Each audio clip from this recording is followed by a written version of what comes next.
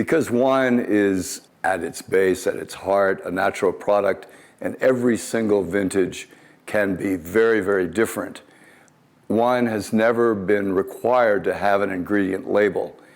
So what we decided to do, beginning with the 2011 vintage, is to put a list of the few ingredients that actually are involved in our wines.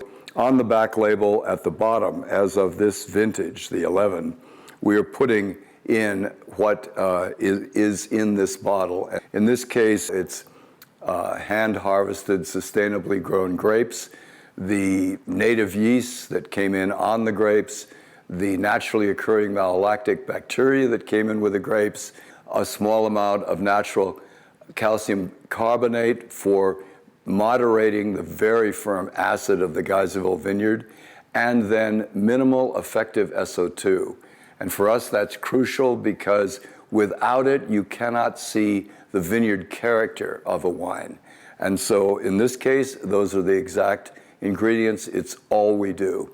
And each of the wines may differ slightly, but they're all based in how they're grown and the natural components.